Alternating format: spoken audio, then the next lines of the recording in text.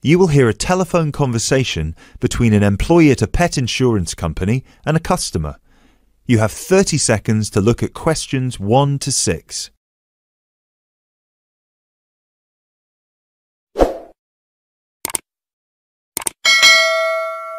Pet Protect UK, how can I help? Oh, hello there. I'm calling to inquire about your pet insurance plans. Of course. Just give me a second, please. Sure. So, have you checked our website already to see the options we offer? I've had a quick glance, and I think I'm interested in the basic plan. Great. I need to just ask a few questions first then. Is your pet a dog, a cat or a rabbit? It's a dog. And is it a puppy or... No, he's 3 years old. Right. May I ask, has your dog been insured before? I just adopted him from the rescue center last week, and I think he'd been there a while, so I doubt it. OK, so you've had him for a week then? That's correct. Great. I apologise for asking this, but your dog, what's his name by the way? Fenton. Fenton, is that spelt with an F? Yeah, Fenton. Great. Thank you for that. So, according to the rescue centre, has Fenton ever attacked, bitten or been aggressive towards a person or another animal? No, not at all. Excellent. And is he a guide dog or...? No, just a house pet. Great. And you said he's 3 years old. Do you know the exact date of birth? Oh, yes, it's on the adoption certificate. Just give me a sec. It's May 19th, 2013. And do you know, has Fenton been neutered? Yes, he's been castrated. Excellent. And final question, what type of dog is Fenton? Is he a pedigree, a crossbreed or a mixed breed? A crossbreed, I think. Right, crossbreed... Wait, sorry. What's the difference between the three? A pedigree is a dog whose parents are of the same breed. A crossbreed is from 2 different breeds, while a mixed breed is 3 or more. Then he's a mixed breed. Sorry about that. Right, no worries. So, could I take your full name, please? My name is Peter Pischinger. That's Pischinger. Right, thank you for that. And what's your address? That's 27 Cherry Drive, NW8 3HD. 3HD. And finally, a telephone number, please. 020-3634-7957. Thank you.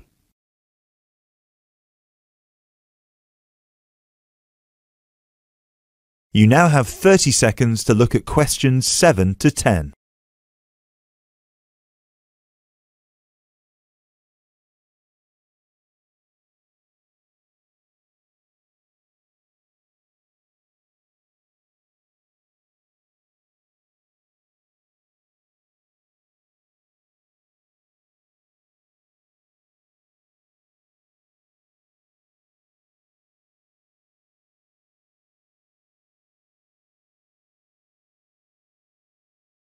Now, you said you were interested in the basic plan. Is that correct?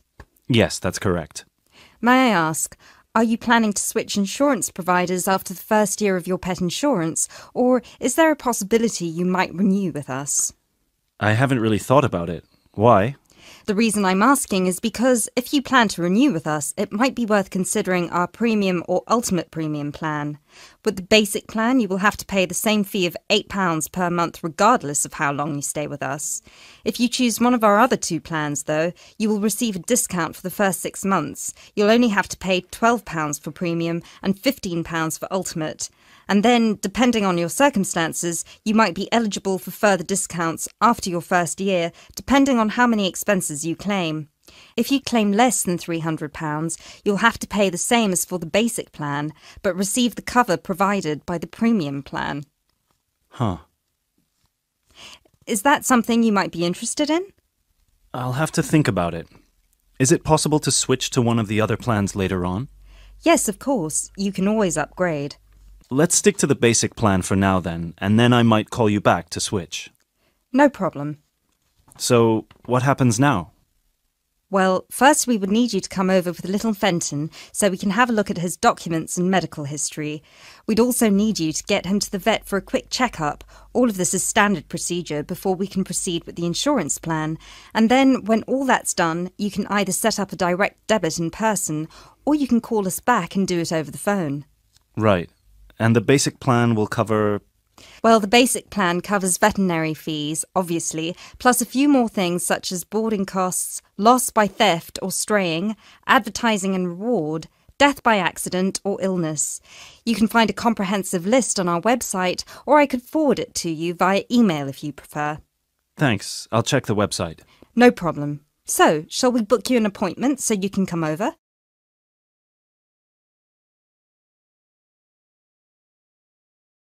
You will hear an introductory speech to students at a summer school. You have 30 seconds to look at questions 11 to 14.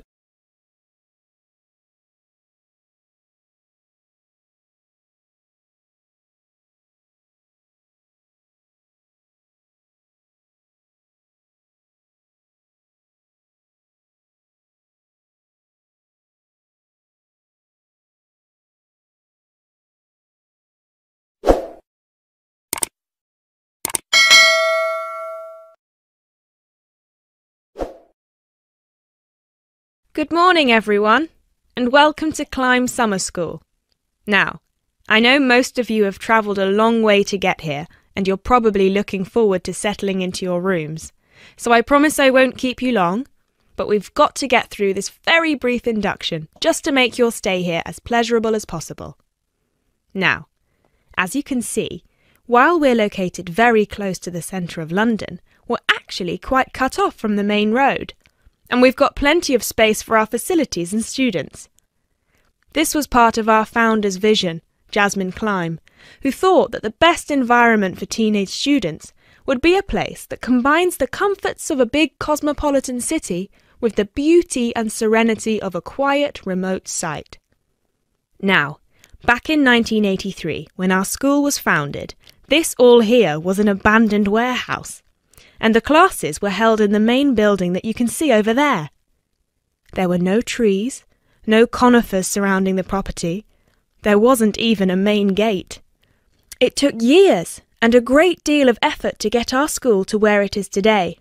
And I'm sure that if you take a look at page 34 in your brochures, where you can find a picture of what the school used to look like back then, you'll agree that the changes we've made are more than impressive. But it's not just the facilities that make Climb Summer School special, obviously, and I'm certain you already know this.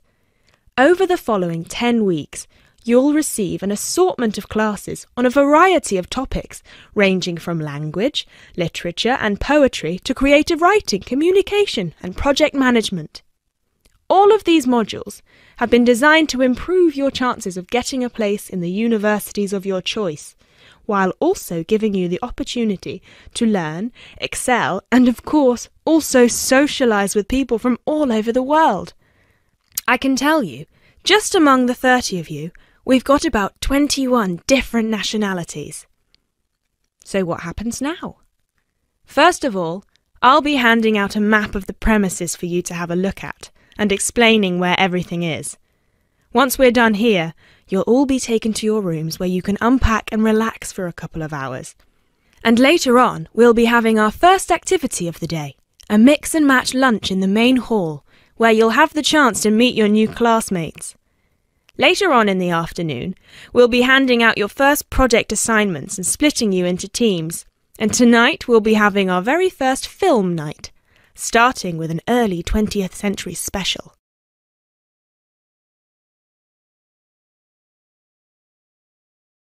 You now have 30 seconds to look at questions 15 to 20.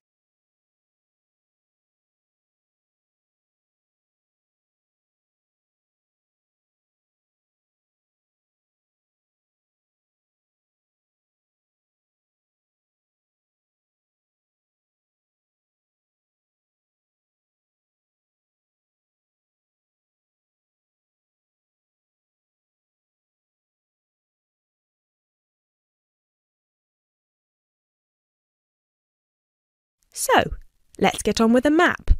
You've already got a version of it in your brochures, so if you can open them to the last page so we can have a look. Very well. As I showed you before, the actual school is right over there in the middle. That's where you'll be having most of your classes. Adjacent to it, you'll find the main hall, which is where we'll be hosting most events, such as today's lunch. On the left from the main building, you'll find a smaller building, which is where the accommodation and welfare offices are located. This is labelled as the garden office at the front, and it's easy to spot because it has a green door. Each of you is assigned to a different residence hall. We've got 3 residence halls in total, 1 on the left and 2 on the right. The one right next to the garden office is Ursula Hall, named after our founder's sister, while the other 2 are Peter Hall and William Hall. Now, as you can see, there are 3 more buildings to the left of the semicircle here, and 1 more building on the right-hand side, next to William Hall. So that one, which is shaped a bit like a dome, is the pavilion. This is where all your letters will be delivered, and in the basement floor you'll also find a laundrette. Please make sure you've got plenty of £1 coins, as you'll need one for the washing machine and another for the dryer. And that row of buildings on the left, the one closest to us here at the gate, is the canteen, where you'll be able to buy snacks as well as breakfast, lunch and dinner, on days when we don't have an event with food provided. The next one is the gym, which is open from 7 a.m. to 8 p.m. from Monday to Friday, and until 10 p.m. at the weekend. And the last building, right over there, is the study centre, where you'll find plenty of computers and books, as well as a great selection of DVDs and magazines that you can borrow with only a small refundable deposit of £5. Now, please remember to keep your student card with you at all times, as you'll need it to access most of these facilities and...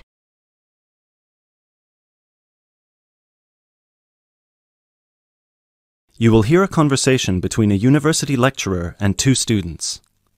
You have 30 seconds to look at questions 21 to 30.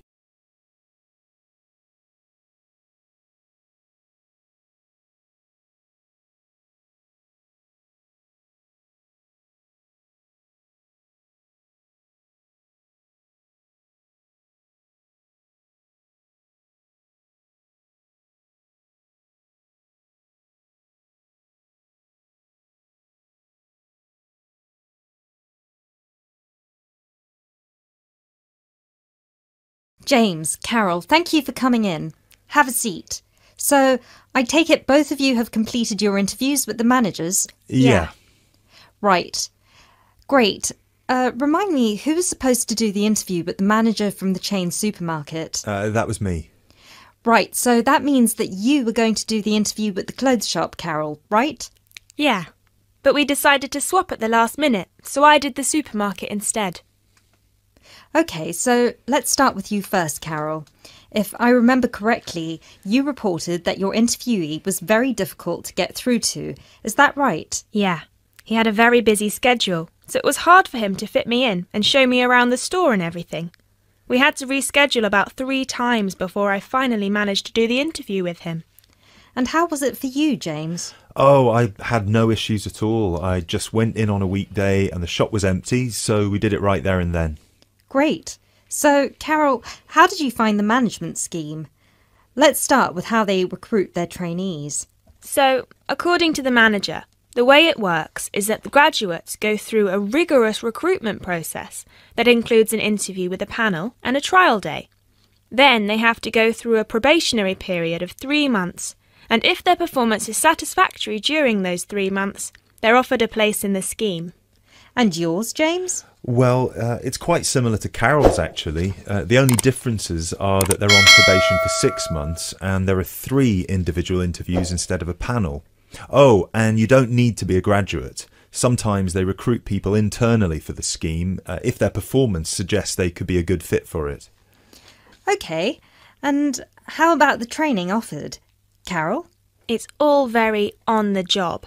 Trainees start at the bottom as shelf stockers or delivery merchandisers.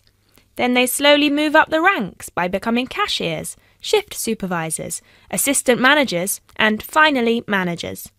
It's actually very similar to what any employee would have to go through if they wanted to become managers. The only difference is the timescale. The whole process would normally take more than 5 years, but in the scheme, they cram it down to 3. Right. James? Well, again, very similar to Carol's. The only thing is that there's also plenty of external training involved. People on the management scheme are sent abroad for 6 months, usually to Italy or France, to witness firsthand the production of a new season's collection. So they spend some time with the designers and they tour the factories where the clothes are produced. They also receive training on management skills through college courses paid for by the company. And how long would it normally take someone on the scheme to become managers? It depends on their performance, but normally about 2 years. There's also the part-time option, though, which would take about 4. Oh, no, sorry, 5, because their probation period is a year instead of 6 months. Great. So, what was your overall impression of the scheme from your interviews with the managers? Well, the manager I spoke to was very friendly and incredibly knowledgeable. He had been through the scheme himself, and he attested to its efficiency and helpfulness. The only criticism I'd have is what James said. In their company, there's almost no external training involved, and I think it would be useful to send graduates to courses at further education colleges to improve their general knowledge and understanding of management skills. But overall, yes, very positive. Great. And you, James? The same as Carol. The manager I spoke to was incredibly friendly and eager to promote her scheme. She hadn't actually gone through it herself, but she was very involved in the process, both in training and in recruitment. She's actually one of the 3 people who do the interviews for the new trainees. And I really like the structure with the classes at college. I think that's very useful, and it improves the trainees' chances of getting another job eventually, should they decide to leave the company in the future. The only thing I have to say against it is that 2 years is too short in my opinion. It should really be closer to 3 years, as I imagine the trainees would get exhausted fairly quickly with all this information fired at them in such a short span of time. Thank you both. So now you know you need to compare your 2 interviews and decide which scheme would be most beneficial to someone from a disadvantaged background, especially those who...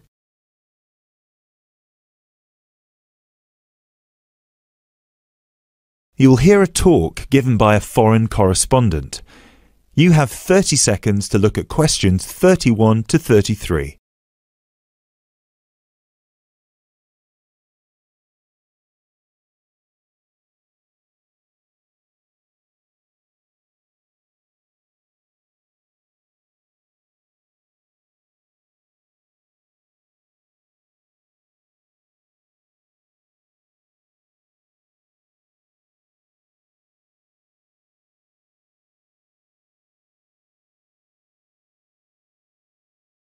Good evening.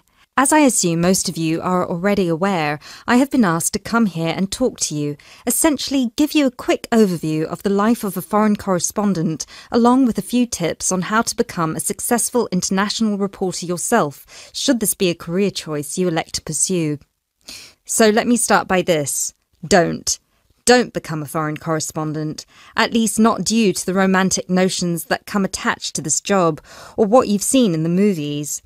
Being a foreign correspondent does not mean exotic adventures. It doesn't mean finding yourself at the heart of the action and putting yourself in danger to inform the world.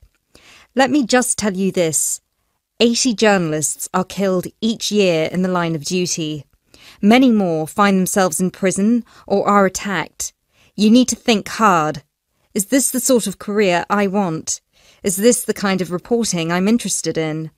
And only after you've carefully considered all the pros and cons should you decide. But let's focus on those of you who believe that, yes, you've got what it takes to be a foreign correspondent, and this is definitely why you decided to study journalism here. You're all third-year students, which means I don't need to waste my time telling you the basics. Of course, you need to read a lot. Books, novels, newspapers, blogs, and of course you need to be acceptably proficient in various media skills.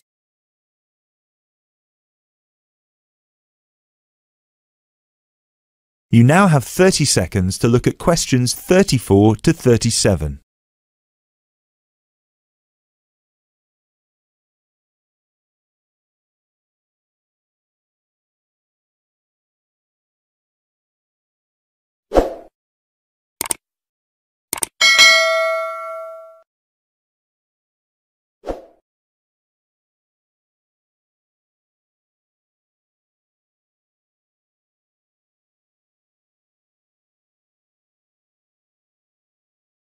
But what is it that's going to separate you from normal journalists and reporters? There are 4 things that'll make you different. The first thing is your experience of the world. You can't call yourself an international reporter unless you've been around and seen different places and different cultures. Seize every opportunity to visit other countries, meet people from around the world. It doesn't matter if it's business or leisure, just hop onto a plane and go everywhere.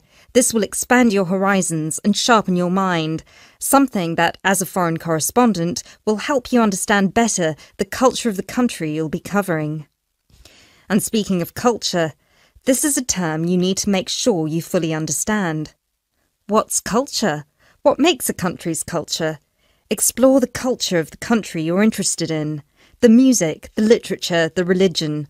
Are there any cultural practices or conflicts you need to be aware of? Are there any tensions within the country? Why?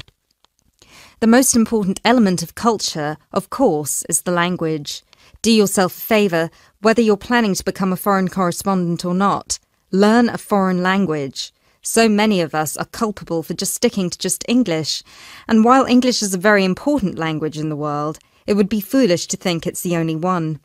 Pick a language whose sound you enjoy, a language you find interesting. Trust me, your future CV will thank you for it. And finally, history. Don't expect to be given a job as a foreign correspondent if you don't know anything about your target country's history. No piece of news is disconnected from the past. The whole world tells a story, and your coverage will suffer if you attempt to arrive in the middle with no reference to or understanding of what came before. The hows and whys always lurk in the past. Seek them.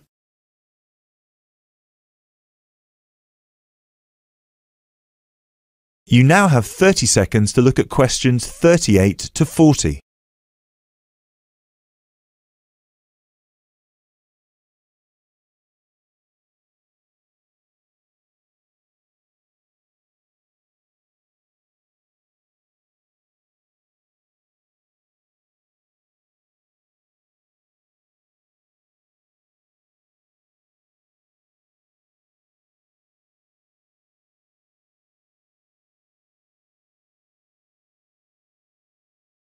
Now, there's something else you need to understand. The world of international journalism is changing, like every other industry, due to the internet. The arrival of globalization brought with it a whole new set of rules, and you'll do well to comprehend what they mean for you. Unfortunately, gone are the days when a newspaper would hire you and deploy you to a country. Increasingly, newspapers around the world are beginning to favour freelance journalism, offering opportunities to local reporters with the necessary chutzpah and an understanding of the zeitgeist in their region. What this means for you is that you won't just have to start at the bottom. If you want to sustain yourself as an international reporter, you'll also have to pursue many different avenues at once.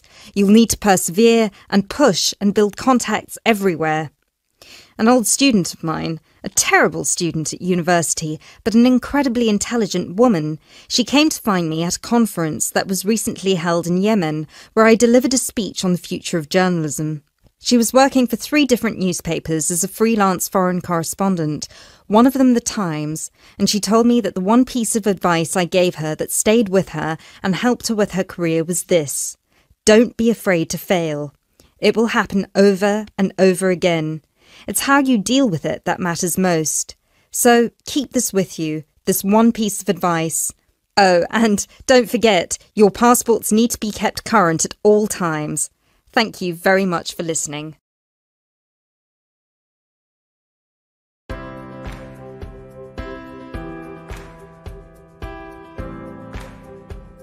Thanks for watching. Here are other 2 videos. You can watch them as well.